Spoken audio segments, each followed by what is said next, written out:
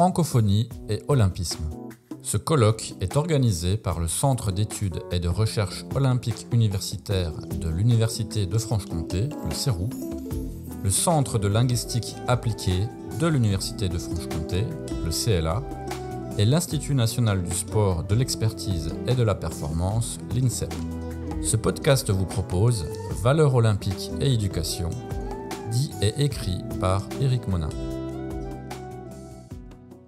Au-delà de la grande fête du sport que l'on connaît et que Paris va accueillir en 2024, 100 ans après la dernière édition dans la Ville Lumière, les Jeux Olympiques sont un vecteur de valeurs et portent en eux un message plus grand que l'affrontement sportif. Une éducation que le Comité international olympique et le mouvement olympique cherchent à globaliser. Si, dans notre société actuelle, l'olympisme occupe une place importante, à travers notamment les Jeux olympiques, c'est avant tout pour le Comité international olympique, je cite un des principes de la Charte olympique, une philosophie de la vie exaltant et combinant en un ensemble équilibré les qualités du corps, de la volonté et de l'esprit. Alliant le sport à la culture et à l'éducation, l'olympisme se veut créateur d'un style de vie fondé sur la joie, dans l'effort, la valeur éducative du bon exemple et le respect des principes éthiques fondamentaux universels. Un olympisme avec lequel Paris renoue le 13 septembre 2017 à la suite d'un accord tripartite entre le Comité international olympique et les deux villes candidates en lice, Paris et Los Angeles, lors de la 131e session à Lima, au Pérou. Après les échecs de 1992, de 2008 et de 2012, la capitale française assurera l'organisation de la 33e Olympiade en 2024 et la cité californienne la suivante. Cette décision historique est en lien direct avec le nouvel agenda olympique 2020, élaboré et adopté par le CIO en 2014. Il s'agit pour les villes désireuses d'organiser les Jeux olympiques de présenter un projet olympique unique qui s'inscrivent dans un projet à long terme, l'héritage, et en prenant en compte tous les aspects écologiques, politiques, environnementaux et sociaux. La priorité est également donnée au renforcement des principes fondamentaux de l'olympisme et à la diffusion des valeurs olympiques à travers des programmes pédagogiques et éducatifs.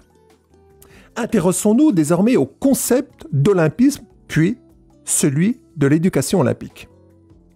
Le concept d'olympisme est difficile à définir, car l'olympisme a une définition complexe.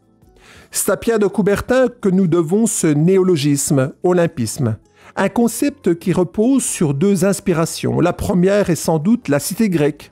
Je cite Coubertin, « Il y a, au fond des destins où se prépare la société prochaine, une sorte de conflit éliminatoire latent entre le principe de l'État romain et celui de la cité grecque.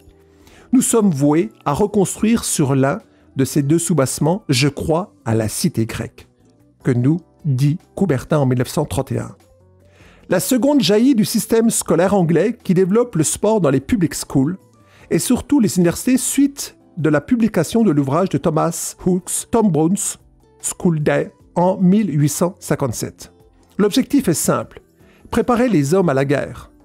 On commence à expliquer que les victoires sur les champs de bataille se sont préparés sur les terrains de jeu d'Eton, comme l'écrit Zorro en 1986. À cette époque, l'Europe morcelée s'apprête à connaître le premier affrontement entre la France et la Prusse, prélude aux deux guerres mondiales qui marqueront l'histoire du XXe siècle. Mais qu'est-ce que l'olympisme ?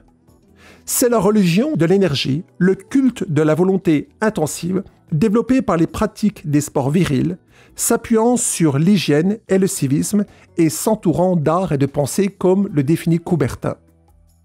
Pour le rénovateur des Jeux, l'olympisme est une philosophie au sens large qui doit servir à éduquer la jeunesse en favorisant l'équilibre entre le corps et l'esprit, comme en témoigne sa célèbre devise « Mens fervida in corpore lacertoso », que l'on peut traduire par « une âme fervente dans un corps épanoui ».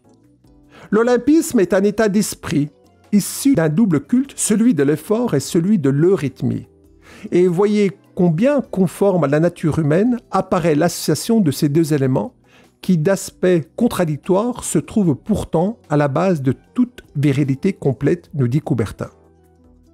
La conférence les assises philosophiques de l'olympisme moderne du 4 août 1935, enregistré à la radio de Genève, donné par Coubertin en personne, est considéré comme étant le témoignage olympique le plus important des dernières années de sa vie. Un testament sur la base duquel on peut mesurer chacune des caractéristiques de l'olympisme: religion, élite, trêve et beauté. Coubertin parle alors d'un sacrétisme entre la philosophie grecque ancienne, le christianisme occidental et le cosmopolitisme démocratique. L'olympisme revêt donc une multitude de sens, au point d'être aussi considéré comme un objet frontière qui, selon Starr et Griesmer qui le définissent en 1989, réussirait à ce que des acteurs très disparates acceptent de coopérer au but de l'olympisme. Pour cela, le mouvement olympique doit réussir à traduire les intérêts des autres pour que l'ensemble cosmopolite des acteurs se transforme en un groupe d'alliés mobilisés autour de l'olympisme, comme nous l'expliquent Guérin et collaborateurs. Par ce biais, l'olympisme se veut un trait d'union légitime entre les sphères politiques, économiques, éducatives ou philosophiques. Toutefois, la légitimité du mouvement olympique demande un maximum d'adhésion à ses projets, développement de projets, sponsoring, soutien politique. Et dans cette optique, les enfants et les adolescents, en tant que futurs consommateurs ou futurs sportifs, sont devenus des vecteurs importants pour assurer la pérennité du système olympique. Différents axes sont ainsi envisagés: Jeux olympiques de la jeunesse, programme d'éducation aux valeurs olympiques, contrat entre villes hôtes organisatrices des Jeux olympiques et ministère de l'Éducation nationale. L'éducation olympique se définit à travers un concept qui naît dans les années 1970. Ce concept est apparu dans la recherche olympique à partir des années 1970 grâce notamment aux travaux menés par le chercheur allemand Norbert Müller. Pour Coubertin, l'olympisme peut apparaître comme la voie privilégiée pour une éducation basée sur le développement harmonieux du corps et de l'esprit. Cette éducation est rendue concrète par de multiples initiatives telles que l'instauration de l'Institut olympique de Lausanne, du Bureau international de pédagogie sportive ou la création éphémère de la chaîne olympique du Centre méditerranéen de Nice.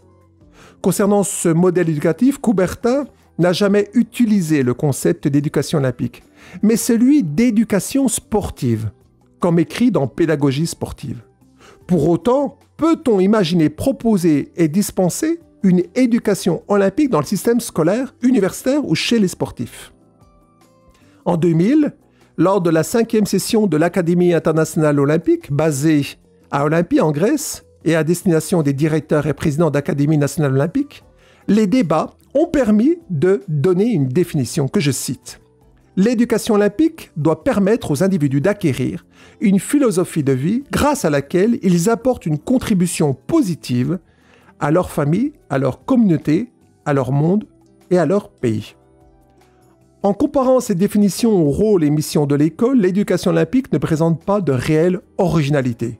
Par exemple, Claude Pinault, ancien inspecteur général de l'éducation nationale, définit en 1991 l'éducation physique comme un enseignement favorisant le développement et l'entretien organique et foncier, l'acquisition de connaissances et la construction de savoirs permettant l'organisation et la gestion de sa vie physique à tout âge.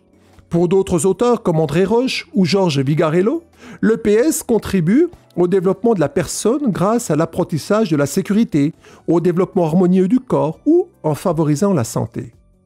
Plus récemment, la publication de la loi d'orientation et de programme pour l'avenir de l'école du 23 avril 2005 rappelle que le socle commun des connaissances et de compétences désigne un ensemble de connaissances et de compétences que les élèves doivent maîtriser à l'issue de la scolarité obligatoire pour poursuivre leur formation, construire leur avenir professionnel et réussir leur vie en société.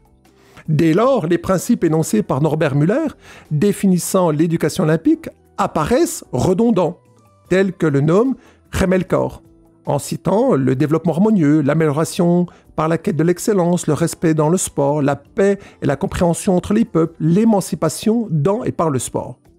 Une proximité qui interroge le chercheur et professeur Otto Schanz, qui dit, je cite, « Avons-nous besoin d'une éducation olympique pour transmettre des valeurs aux jeunes, pour promouvoir une éthique sportive?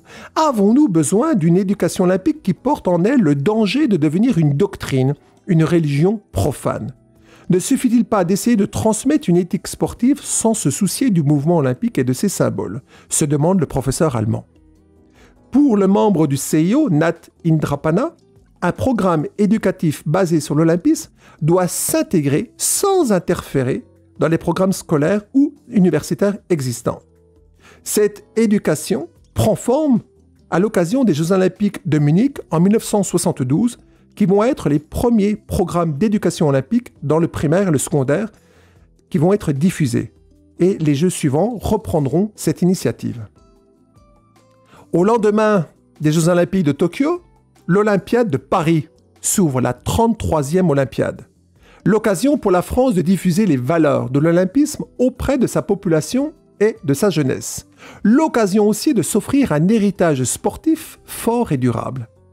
Paris 2024 destine ses futurs Jeux à une jeune génération, la génération 2024, qui se verra proposer des programmes innovants intégrés au programme scolaire au niveau national et s'appuyant sur les Jeux comme levier pour stimuler l'entrepreneuriat, le sport et les opportunités citoyennes et humanitaires que l'on peut retrouver cette citation dans le dossier de candidature phase 1 Paris 2024. Au sein du système éducatif français, dans le cadre de l'année de l'olympisme, de l'école à l'université, le ministre de l'Éducation nationale lance le dispositif de labellisation Génération 2024 à partir de janvier 2018. De toute évidence, la perspective des futurs Jeux olympiques de Paris 2024 est une réelle opportunité pour créer une dynamique au sein des écoles, des collèges, des lycées et des universités. La labellisation Génération 2024 représente un véritable enjeu éducatif, sportif et culturel qui repose d'une part sur les dispositifs didactiques et pédagogiques et d'autre part sur des projets structurants à travers les clubs, l'accompagnement de sportifs de haut niveau et la participation des événements olympiques et paralympiques.